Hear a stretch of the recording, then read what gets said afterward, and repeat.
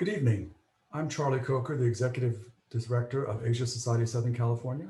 Welcome to this evening's program, MedTech, the New Norm of Global Healthcare in the Post-COVID Era. This evening's conversation will be moderated by Yiwen Li. Yiwen is one of our advisory board members and the Director for Strategic and Business Development at Masimo, which is a global medical technology company. So without further ado, I'll turn it over to Yiwen. Thank you. Thank you, Charlie. Welcome everyone to join us today. I'm very excited that we have people dialing in today from 12 countries and different continents. So a big thank you to all across the time zone. With the holiday just upon us, unfortunately, the pandemic entered another surge. This year, the world has been reminded of just how important health is for individual, society, and the general economy. Today, we have two great minds join us to have a timely discussion about the technological innovation, policy implication, and the future of healthcare. Without further ado, let me now introduce our panelists today, Dr. Omar Ishrek and Dr. Jason Wang. Dr. Omar Ishrek serves as Executive Chairman and Chairman of the Board of Directors at Medtronic and Chairman of the Board of Directors at Intel. Omar was CEO of Medtronic from June 2011 to April 2020. Prior to joining Medtronic, he was President and CEO of GE Healthcare Systems. Omar also serves on the Board of Directors of the Cleveland Clinic. He's a member of Minnesota Public Radio Board of Trustees, and Omar is also a member of the Board of Trustees of the Asia Society. And Dr. Jason Wang is the Director of Center for Policy, Outcomes, and Prevention at Stanford University. He's also Associate Professor of Pediatric and Medicine. He has written extensively about COVID-19 policy. Prior to coming to Stanford in 2011, he was a faculty member of Boston University School of Medicine and Public Health, and a consultant with McKinsey & Company. He also serves as project manager for Taiwan's healthcare reform in 2000. So, two great minds, let's start. Omar, you have an extremely successful career in healthcare. And throughout your career, you have always been a leader in innovation. How has COVID accelerated technological innovation in healthcare? And what areas do you see in healthcare are ready to be disrupted and presenting the most exciting opportunities? Well, first, let me thank the Asia Society for organizing this, and it's a real pleasure to be able to speak to this audience. And I'll share my views with you, but obviously they're just views. And the COVID experience was a unique experience. So although we've all had other experiences, this was extremely unique in its nature. The speed of development that was required, the global coordination that was required, breaking of boundaries that were required, and the crisis mentality that occurred across the whole world at one time, as we've all said many times before, is pretty much unprecedented. Now, the things that really have been accelerated, one is obvious, which is remote management for all the reasons that we all know. And that technology has accelerated and in many ways is here to stay. But we've also found a middle ground as to where it works and where it doesn't work, how far you can go with it. And that balance has been drawn through actual trial and error, whether we like it or not. And that's usually a more effective way to determine that than through long experiments and studies and so on. So this optimization of what can work within remote management, this crisis has forced that to some degree. That's a moving target because the capability to do remote management will improve as computational power and latency of data and all that stuff improves over time. But at least it has certainly put us a step ahead of where we were, say, a year ago at this time. The other areas where I think innovation really went ahead was in the area of pulmonary care of the lung diseases and in the specific treatment areas that the COVID was affecting. It was pretty impressive to see how quickly the treatment methodologies were developed, although it seemed like a long time in the beginning when the mortality rates were relatively high. But still, in real context, the treatment methodologies were developed quickly, and some of those are innovative methodologies which required some new technologies, sensing technologies, parameter management technologies. Those are here to stay to enable better pulmonary care as we go forward. I think the other two things are more around business model innovation, where COVID forced a common goal and therefore forced companies to work across boundaries, across countries in a very rapid fashion. We learned that in the ventilator area, where obviously that was a great demand in the beginning, and we just couldn't make enough. And through that, we did an open sourcing agreement, and we did that quickly. And the value of open sourcing allowed us to actually create partnerships with people who would otherwise never have even talked to. And it created very quick partnerships which delivered results very, very quickly. And we did that, and other companies also went through the same kind of cycle.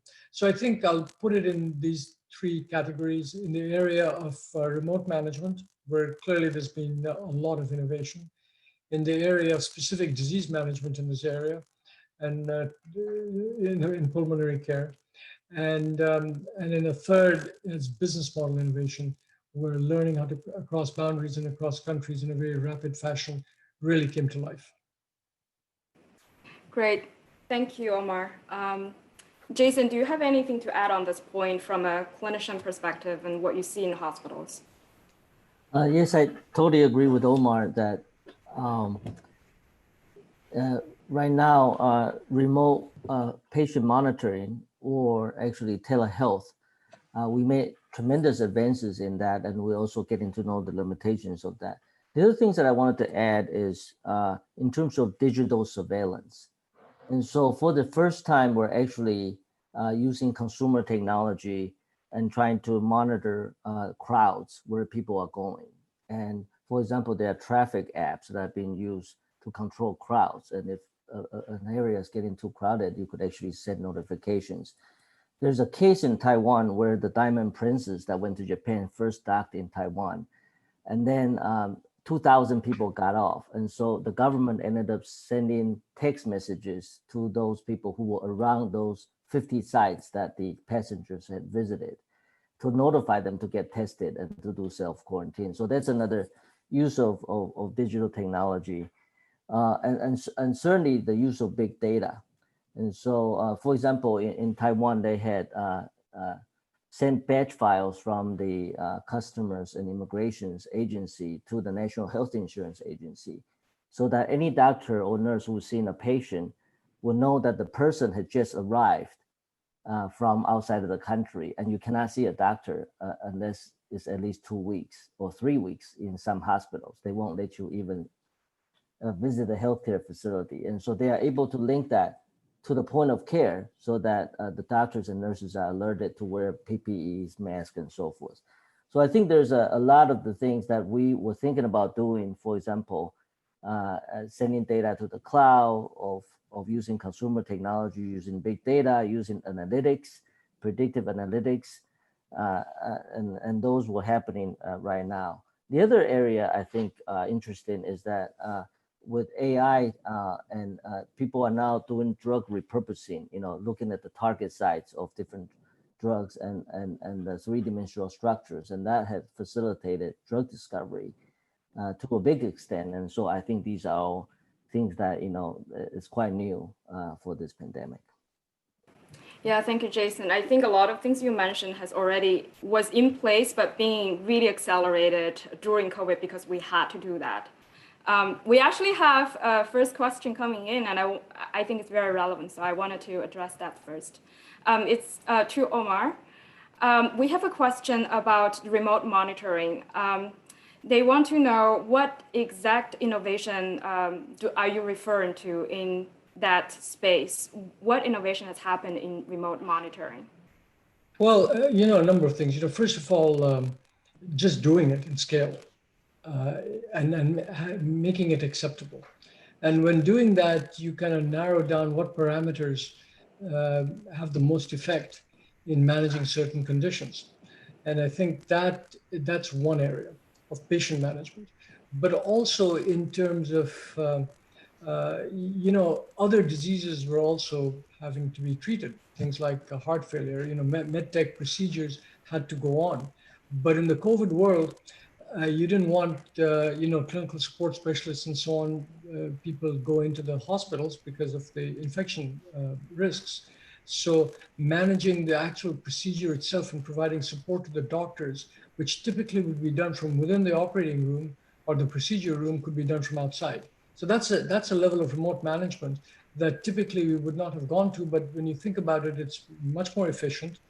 And can be scaled much more. A person doing it remotely can probably do 2 or 3 different centers more rapidly than going from place to place. So the actual delivery of care and support that's required during the delivery of care, in addition to patient management itself, are 2 big examples.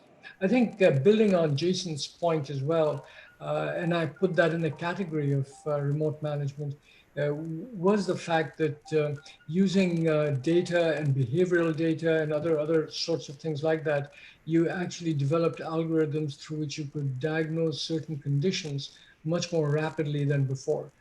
Things that would take longer to deal with have been done very quickly because of the crisis situation. So those are the categories that I'd put in.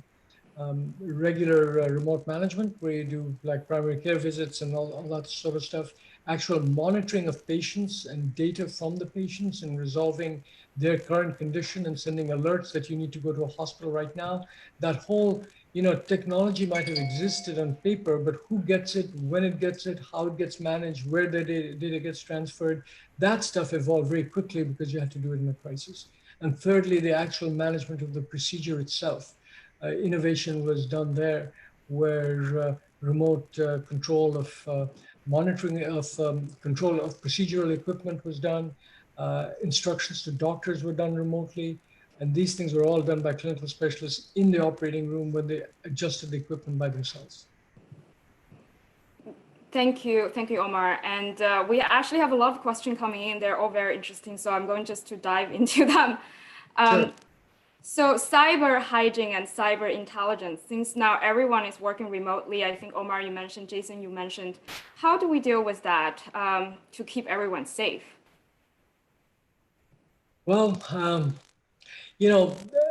this one, I was almost tempted to ask Jason to answer first, but I'll throw something in that, the companies, this is not a new thing. I mean, people are very conscious about cybersecurity, and that's a field that's being developed very rapidly. And all the tech companies are building algorithms through which effective cybersecurity can be maintained. I know hospitals are very careful about that. So it really is something that is developing, that the tools existed, it's just being given to more people more quickly in a much more coherent fashion. But Jason, you may have some more specific thoughts on this and maybe experience.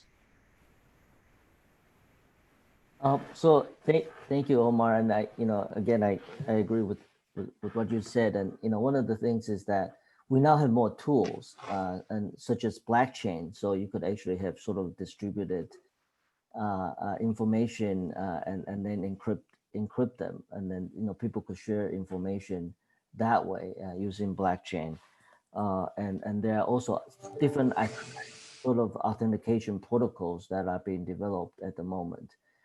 There are 2 things, though. One is privacy, which is privacy and confidentiality, which is a set of procedures that you follow to make sure that you have, protected information, health protected information, and get consent for certain things. The other thing is security, and security issue includes encryption at rest and also during transit. And so a lot of these protocols are actually very actively being developed because of COVID, and COVID has facilitated these new innovations. Great. I have more questions, but I think I'll save them a little bit towards the end because I have also more questions prepared. So we start on a very high note about technological innovation, but we also have to admit that we're still in the middle of a pandemic and it's not looking great, at least here in the US. So Jason, you have written extensively about COVID-related policies and its global impact. With recent surge in COVID, health systems again are under tremendous pressure. So what vulnerabilities of the current health system have been heightened during this pandemic? I'm just going to speak about the United States first because that's the system I know best. And in our system in the U.S., we found out very quickly that we don't really have a good public health system in terms of the data. So our system was built for infectious disease such as STDs, and it takes a while for the information to flow from the testing to public health officers and to get notified for contact tracing. And so we missed a lot of opportunity there because we have an arcane system. We also know for a long time that our healthcare system itself, not the public health system, but the healthcare delivery system is fragmented. And so the fact that it's fragmented and is not connected to the public health system, I think has really been exacerbated by this crisis. The second most important thing that we found out is that we had health disparities, but during this pandemic, it's just been terrible for some people. People experience the pandemic very differently. If you're from low socioeconomic sort of essential worker group, then you have to go out and bag the groceries and get exposed more often than people who could work remotely online. And so and those people also essential workers also need the income from actually physically working on site. And so we're going to see people getting laid off, and they depend. Half of Americans get their health insurance through their employers, and so we're going to get a lot of help there. The third thing is regulatory. Our regulatory framework for health system has been sort of quite slow, but with this pandemic, we're moving things quite fast. And some of it is good, but some of them, we still need to safeguard, like the FDA, make sure the vaccines are safe. And then the trust and misinformation of the American public. Trust is extremely important to do contact tracing and quarantine to make sure that people understand you have good intentions and will reveal the information to you. It's important to get people vaccinated, and that, even before the pandemic, there are low levels of trust in government. And then, there are routinely 30% people who don't want to get vaccinated for flu. And so we need to address that issue. And finally, health behavior. I think Omar had mentioned that earlier. Health behavior is not just about protecting yourself, but to protect other people. And that's what a pandemic is all about, is to protect yourself and other people. We need to build a courteous society, a civil society, where we have some social solidarity before we could actually put this pandemic into control. Thank you, Jason. Yeah, it's very shocking how different culture reacts to wearing masks, a very simple habit. Omar, do you have anything to add on this question? I think, some of the things that I was going to state is that, clearly we're still in the middle of this, but transparent, sort of divulgence of information in complicated topics. I think we've got to figure out how to do that, because you can't just jump off and data is about statistics, and when you have statistics, you have it means that there's a variety of data points, and you can take isolated elements of those data points, and if you draw conclusions from them, even in communication, you can really create all kinds of messaging that is viewed as black and white when none of this is black and white. There are always things that are subject to interpretation, something to even assumptions regarding statistics. So a little more clarity around that, I think, would help a lot in convincing people to do certain things, and maybe some people have to do it less than others, and let's be clear about that and understand that. And some things are good for everybody, and that kind of thing, I think, is important. But I have been very impressed with the way in which like I mentioned earlier, the treatment methodology was developed. and is being consistently developed. But there's a lesson there in the sense that the way it's spread across different hospitals and how quickly the uniformity of care got established and people learned from each other, although they were in different organizations, one hospital versus another hospital. Doctors just got down to the point that, I need to save a life, and it doesn't matter where the idea comes from, and I'll learn from others. And it quickly actually improved the standard of care very quickly. And I wish there was more of that in this situation, because there, the doctors got together in their own community, focused on the clinical treatment. They understood what they were doing. They said there were mistakes that were made earlier, but that happens, and they learned from it, and they went and they corrected them. I mean, I know this because things like the ventilator usage rate was far less in the end than was feared in the beginning. It was also in the beginning, in certain places, there was overuse because people, not because it was intentionally bad, they just didn't know. And they learned from other places, and it quickly stabilized. So I wish there was more of this constructive sharing of information across a broader area, and knowing and accepting that there aren't absolute answers to some of these. I think that's an area that perhaps we've got to look at as we go forward. Yeah, Omar, it's really great to hear that point. I think that brought back to what you mentioned earlier in the first question, the innovation in business model cross-border where people actually work together more. And I just wish that we can report on those areas more often than the negative news. And we do, I do want to address a question which is more on the negative side. So we have a question coming in. US has all the technology tool available to suppress and warn the general public using contact tracing. Why haven't we used that? And now we have the highest infection rate. Why haven't we been able to control our border or even interstate control? That's a question for the policymakers. I don't really, I mean, first of all, I just don't want to, these things aren't as simple as it sounds sometimes. You get people who do these things, people have to agree. And in my view, and this is just my perspective, that effective and honest communication of the goals, and prioritization of some of the efforts, allowing people to use their judgment in some ways, not coming to conclusions, are some basic principles that have to be followed. And I think, there are examples of places where it's lower, but, you can say that the infection rate here is higher, but aside from that, if you take a global perspective, at least I don't fully understand why there's such a variation in infection and death rates across the world. Is it the average age? Is it some kind of immunity? Is it what? Is it really better controls? And I think, that's worth looking at and understanding more. So, these things are easier said than done. And certainly, the policymakers are probably better suited to answer if and whether some of these things could have been done more quickly and effectively. Right. I don't know, Jason, you might have a view on this one. I'll just say a couple of things. I think this is related to the previous question about privacy, confidentiality, and also civil liberties.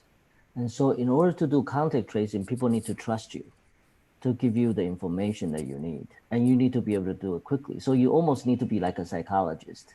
But within minutes, within seconds that they're talking to you, they need to trust you as the contact tracer so that they could reveal their secret girlfriend to you. If that's one person they've been in contact with. And so many Americans are not unwilling to reveal the complete list of who they have been with, and most don't remember. And in the US, we don't have a good system of tracking people. Like, after you get out the airplane, you hop on the Uber and then you disappear. And so there's no household registration, there's no way of tracking people. And then if you want to do contact tracing, you have to let people know that we'll take care of you. So if you happen to be exposed, we'll get you tested. And if you are sick, we'll get you treated. And so, because you're taking away people's civil liberties the moment you're doing contact tracing and also doing quarantines. So people have to feel that they trust the government, that they trust the institution, and that you could do it quickly. If you do it too slowly, it takes 5 days to get to the next person, then the game is over. So speed is also the essence. Yeah, I think this question just reminds us again how complex COVID is. Like Omar, you mentioned different people react differently. I've read that there are different strains of this disease, and we don't have a definite answer to it. And how different social, economical, and cultural belief has led to different reactions. So this actually led to my next question. Even though COVID is a global pandemic, but different country, different region react to it differently, therefore they experience that differently.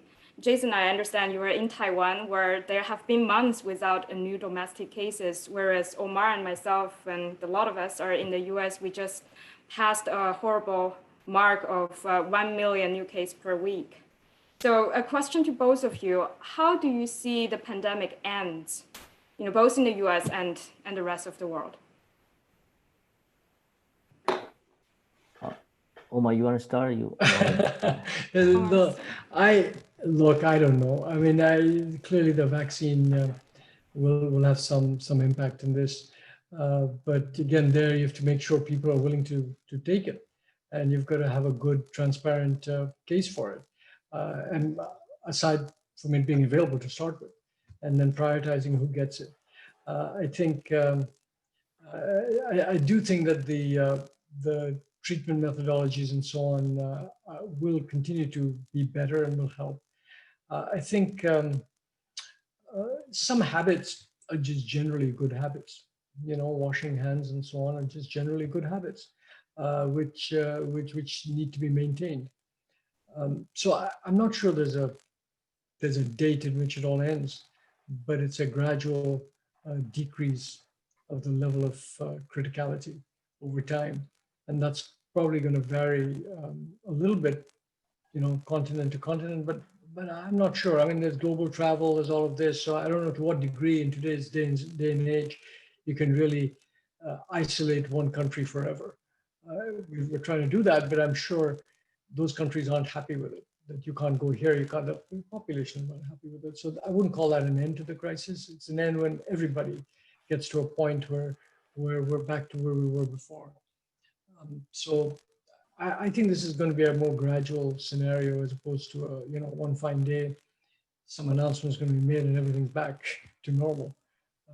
But again, look, I'm no expert in this. I'm just stating a view, and others have views too. And Jason, maybe if I'm sure you've got another perspective, and would love to hear that. Again, I agree with what you said about, different regions are going to have different approaches. And certainly different regions are going to get vaccines at different times. Because even though US is well stocked with future vaccines, because it's already made a lot of purchases, not every country in the world has that kind of capacity or capability to do that. Now, in some areas where you don't currently have, we're not going to have vaccine for a while, I think that the best way is to continue with vigilance with protective measures, like checking people's temperature. You get 60% of the people, 40% are asymptomatic, but you could pick up 60%. You check for their symptoms, you try to do social distancing, wear a mask, do sanitation all the time, wipe downs, and aeration. So keep the airs open, flowing. The other thing is that testing and contact tracing continue to be very important, regardless of whether you have vaccines or not, because eventually you have to corner the virus and then finish it off. And so to be able to do that, you still need to find out who has the virus, because you give the vaccines to the healthy people. But for people with the virus, they're still spreading. And you still need to find out where they are and trying to make sure that they don't spread it to other people. And certainly, I'm very optimistic now about the vaccines, the two messenger RNA vaccines, Moderna and Pfizer, but they require 2 shots. And so, you can get people a first shot, then they have to come back for a second shot to get fully protected. And so, but this will take some time for everybody to be able to get these 2 vaccines and also other vaccines under development. And then we have therapeutics coming along. And so there's a lot of therapeutics based on sort of monoclonal antibodies that sort of neutralizing antibodies that neutralizes the virus. And these are coming, including the one Regeneron developed, and there are many others. And many of these monoclonal antibodies are targeting the spike protein, which is the one that attaches to the receptor in the recipient's body. And so they target many places. So you're going to end up with like a cocktail therapy, maybe, like what we do for HIV. And that way you paralyze the virus. And so I'm also very optimistic about the upcoming antibodies that are, sort of monoclonal antibodies that are under development. In terms of the vaccines, the real purpose of the vaccine, one is to make sure that the outbreak, the pandemic is under control, because we have to make sure that someone with the virus, there's nowhere to spread. And once they get spread to somebody who's immunized, it blocks them off. So basically you try to block the spread of the virus as much as possible. But you're still going to have these residuals, these little pockets where you need to finish off. And so now currently what's preventing us from massively distributing these vaccines are that one, the production. No pharma company will be able to make 5 billion vaccines in the next year. So we have to rely on a number of companies to do that. And then there's the cost and the distribution requirements and the delivery of the vaccines. And then some of these vaccines, for example, the Pfizer one require -70 Celsius, Moderna -20. And so you have to keep them cold, just like, traditional vaccines. And these RNA vaccines are new ones that are unproven until today, until this month, that no one has been able to produce a messenger RNA vaccine. And so we really don't know how long the immune response will last and how safe it is long-term. So we have to follow that even after the vaccine is approved. And finally, I think acceptance, only half of the Americans say that they are willing to get vaccinated with the COVID vaccine. I think the numbers went up slightly to 58%, and maybe it will continue to go up as more people take it and don't want to be quarantined at home anymore. And so there are these issues. And then, as the information we know about coronavirus is that it mutates. It's not very reliable, sort of reproducing itself. And so it mutates. And so hopefully the mutation will not affect the places where we target the therapeutics or the places that we target the vaccines.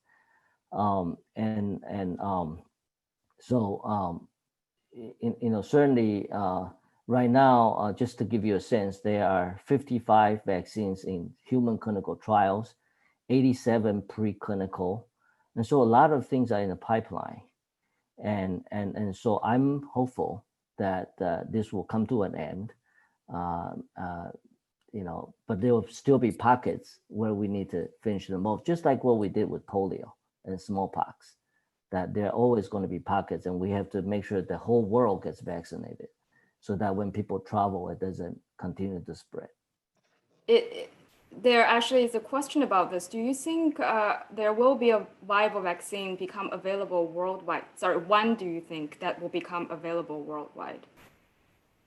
Well, there will be many vaccines that will become available, maybe even before the end of this year, 2020, and definitely 2021.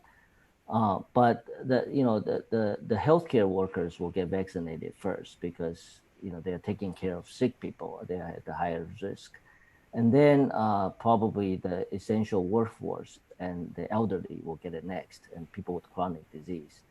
And then there's a debate of who's in the essential workforce. So then everybody's going to sign up to say that they're in the essential workforce.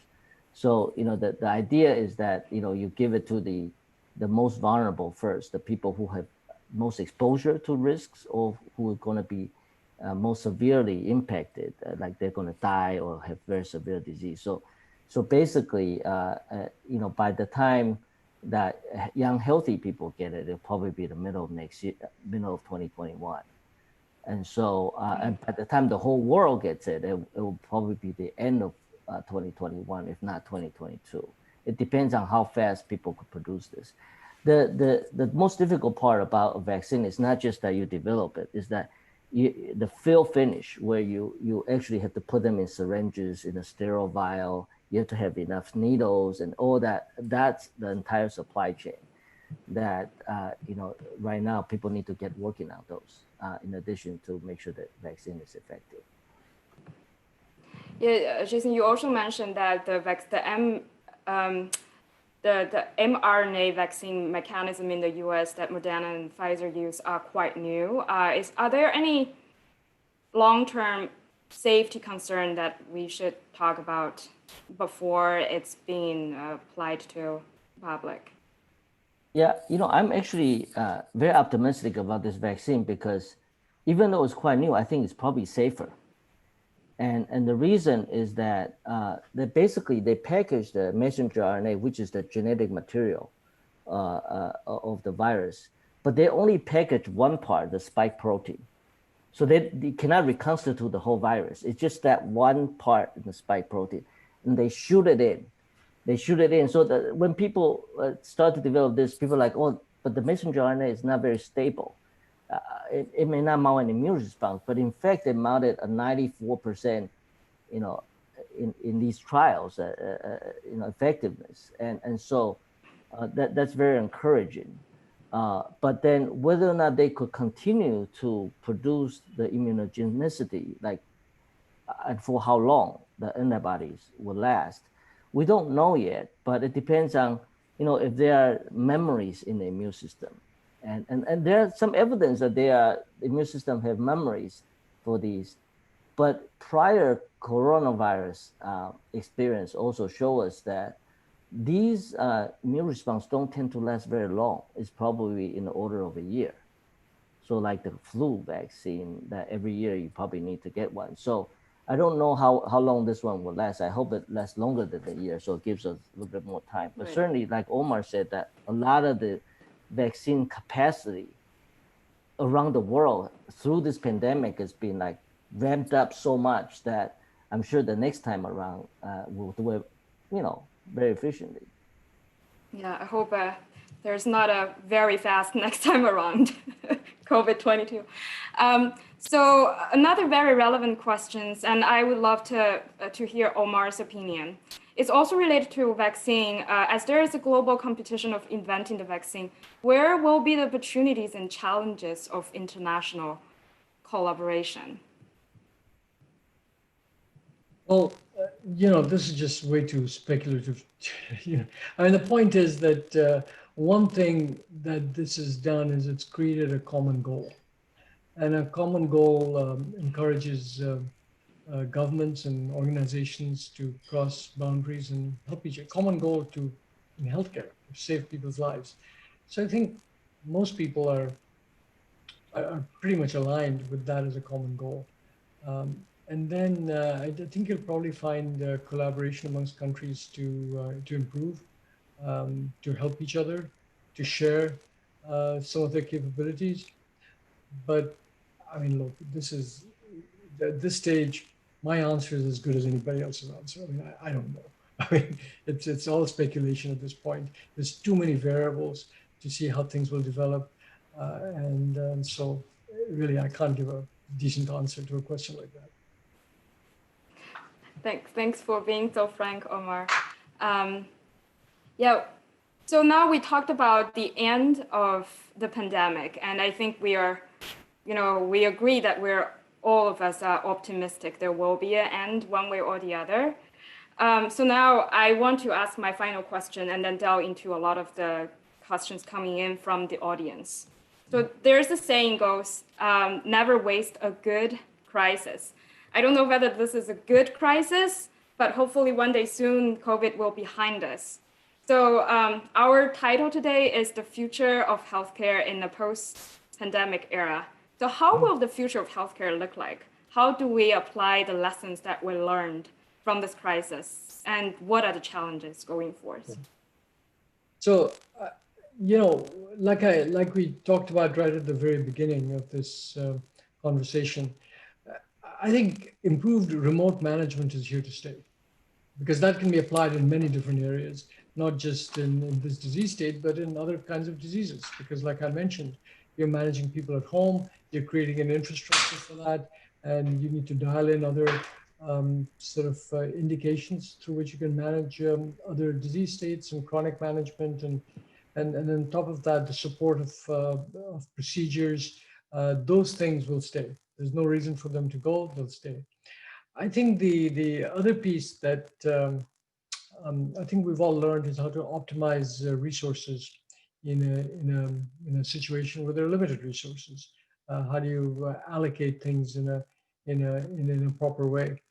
I think the other area too is that I do think that there's in some sense, the mortality rate from non-COVID related illnesses actually went up in the early phases of this because people didn't get treated. And so, that caused a problem. And one that really should be avoided in the future, that in any other kind of diseases that go on, we have to make sure that those people are managed. Some of the communication vehicles through which things are expressed have to be done more clearly. The final thing I'll say is that, if nothing else, acute care visibility has been heightened. In other words, the importance of ICUs, the importance of ventilators, the importance of remote patient monitoring, not just remote, just patient monitoring through sensors. I think in emerging markets, for example, we should take this opportunity to make sure that there are more ICUs, because people are more aware of what they do, and rapidly develop hospital systems, critical care networks to be far more effective than before.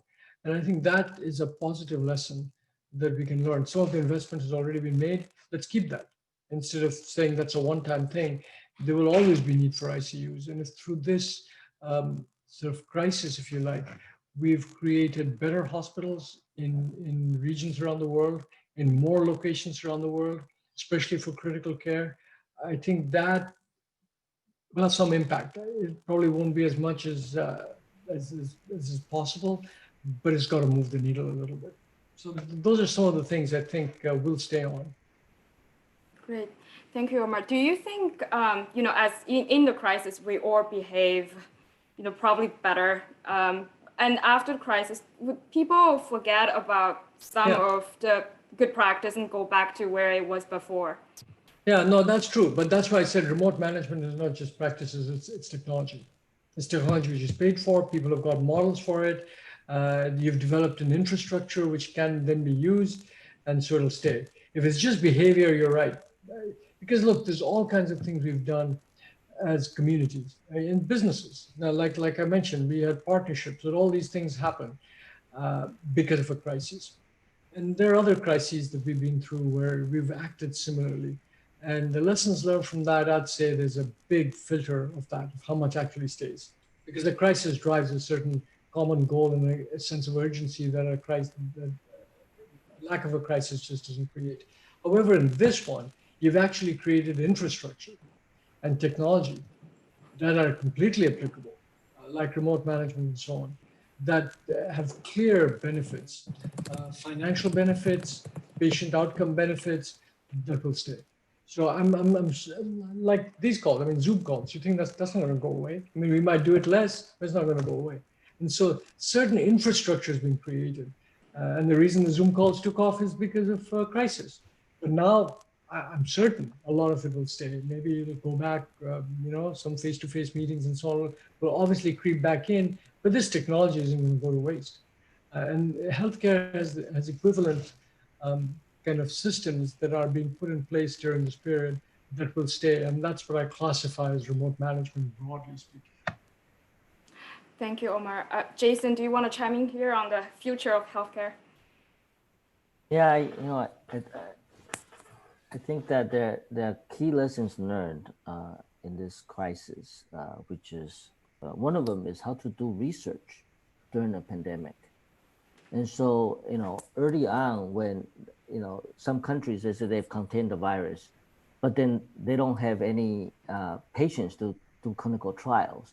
So then ended up having to go to other countries, and then you have to set up sort of multi-country, multi-site clinical trials. Some of them are as big as 30 different sites. And so just the data coordination alone, make sure the fidelity of doing clinical trials in different settings are in place. And sort of it's a really complicated CRO process. And so learning how to do research during the pandemic, I think, is one of them. The second lesson is supply chain management. So we're seeing, the lack of PPEs from one country to the other, and then you will place an order for some mask, and then the factory in that country will get shut down. You have to order from another country.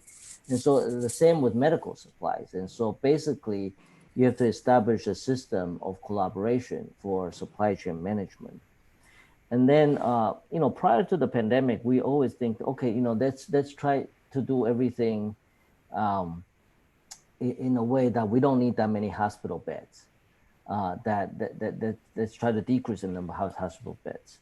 But then I think this crisis taught us that we need some flexible capacity. Maybe you don't need fixed hospital beds, but you need these cubes, like what we experienced in Ebola, set up tents, cubes, where people could get isolated and they could get their ventilators and their electricity. And so there are all these things that in terms of managing capacity and keeping a stockpile of PPEs and under reserves. And then finally, the lesson of communications. And so we've been seeing misinformation here and there, fake news, scaring people. And how do we, as Omar had pointed out, that some of these things are quite complex to explain to people. Like, the sensitivity and specificity of tests and the positive predictive value. I could guarantee you half of my medical students don't remember that. But you have to actually calculate that in your head all the time. And it's not that hard. Just don't want to scare people. It's really simple. Once you get it, it's really simple. But you have to get people used to these kind of concepts, the properties of test, the limitations of test. When do you get a false positive? And what do you do with that? And under different prevalence of disease. And these are all jargons, but we need to be able to communicate to the public in a way that they understand, even if they didn't take epidemiology. And so that they will trust the information you given them. And so communication and trust, I think we have a lot to learn in different societies and how to do that. Well, let me just add to that one. I think that was very well said, Jason. That is certainly a challenge. I'm just not certain that we have the answer. I think the problem is there that there are lots of complex scenarios, and information taken in isolation is very dangerous, and it creates, especially with news, the way it travels, and it creates all kinds of polarized views. And if you can simplify certain concepts and make a bigger effort to give context, as opposed to simply sensationalize, I think that would really help a lot. And I think that's an area that I think we should all look at carefully. Yeah. Thank you, Omar and Jason. Yeah, we actually have a lot of questions. There's one interesting one that I want to start with. Omar, at the beginning of our session, you mentioned innovation in pulmonary disease, and COVID is an airborne, at least an airborne transmissive disease.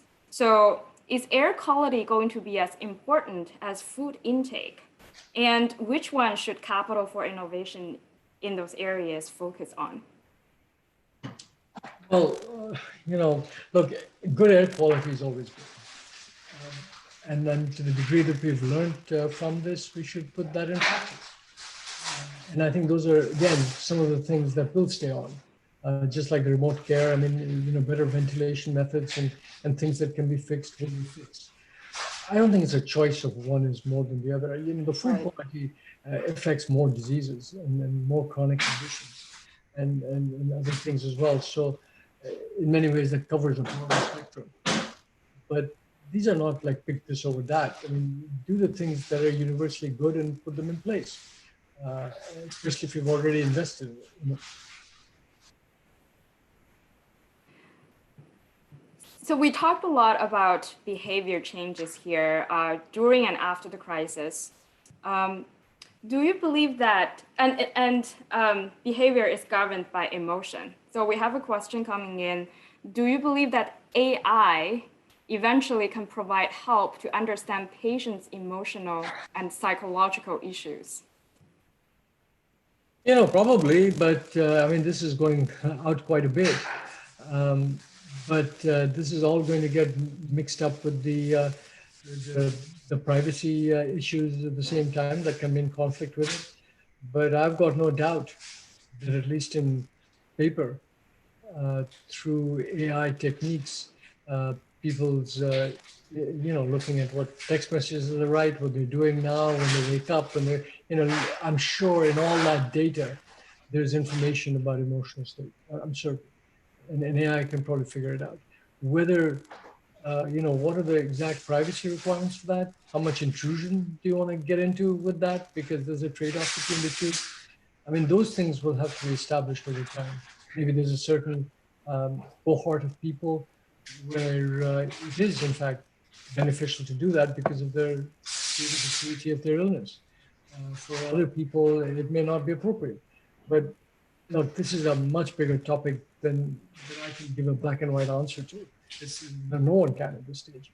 But it's one that we should take seriously. We should understand there's benefits to some level of openness, but there's also people who can abuse that, and that's why you have privacy rules. So this is not again, like in many things, a black and white answer here, but it requires people to think through this in an objective way with the best interests, and I think segmenting needs and creating cohorts of patients and cohorts of people, which are voluntary, but the fact that someone's a certain age creates a certain cohort. I mean, that's just how it is. Or someone has some chronic disease creates a certain cohort, or certain other kind of maybe genetic issues that they may have inherited. So, you can create cohorts, and depending on the cohort, apply different rules that are then accepted and not forced on people because you explain to them why. I think some general good sort of cooperative principles are always of value, and polarized one-off directives, it's too complicated a subject with too many moving parts to have singular answers, and we cannot expect that. Yeah, we have quite complex questions towards complex. I'm sure Jason has a view on what I just said as well. So yeah, Jason, would you like to chime in? Yeah.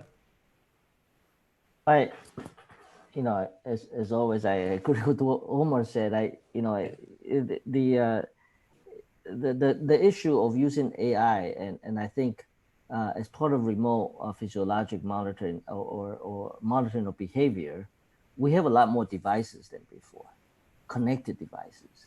And so collectively, these connected devices give us more information about what the patient or the person is doing.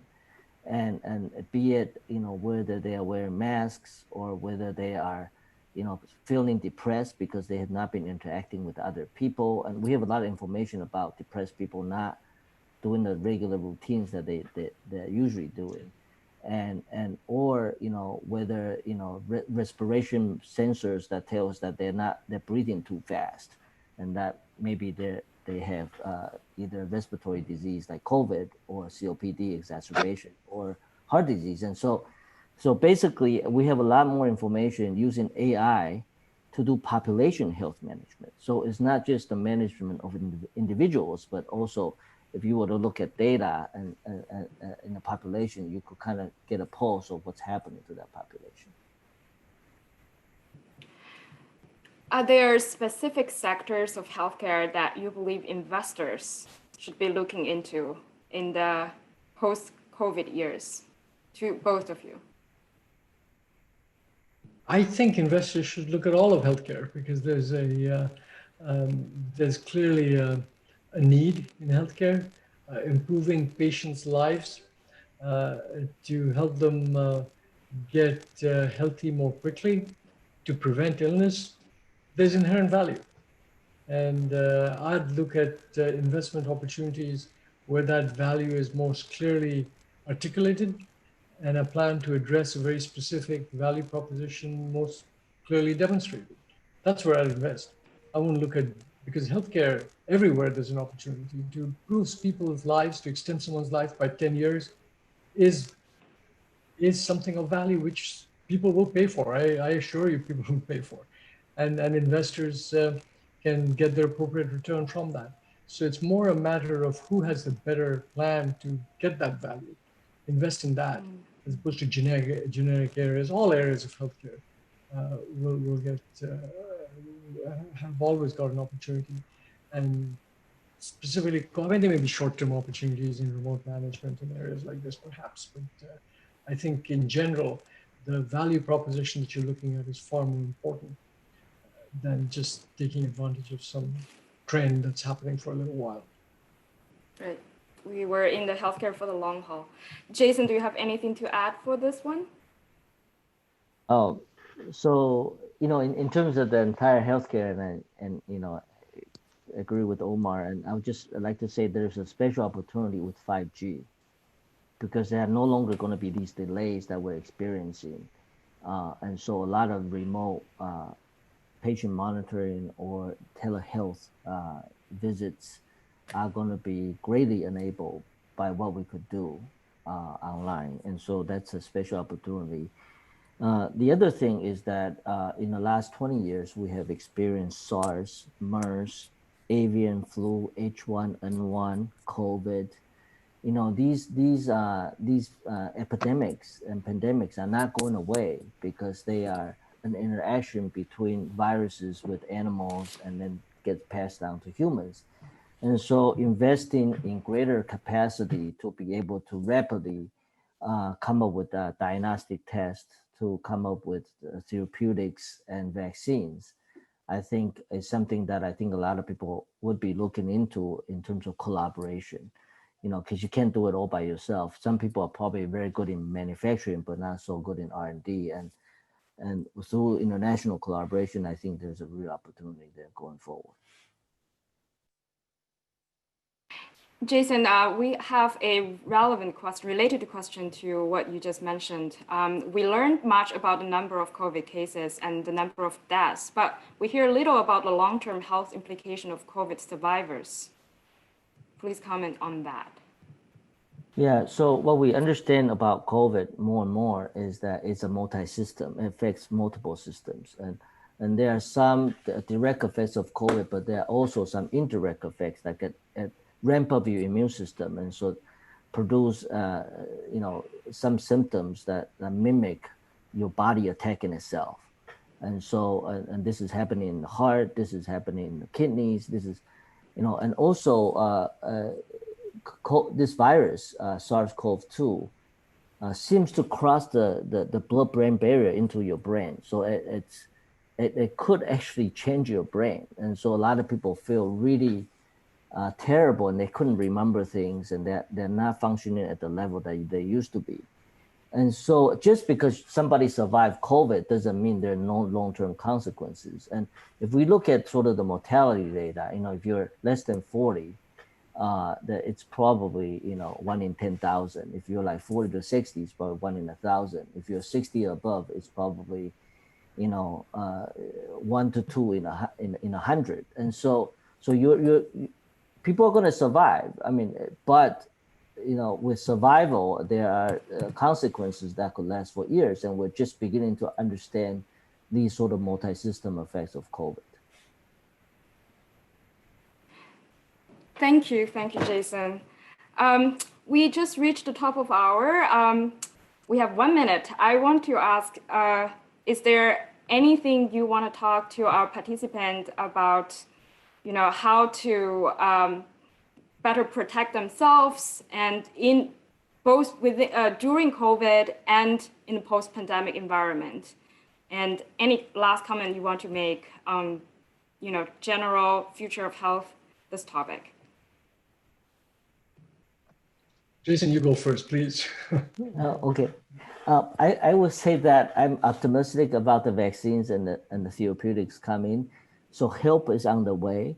Before the help gets here, please wear your mask, do social distancing, protect yourself. Don't get infected before the help is here.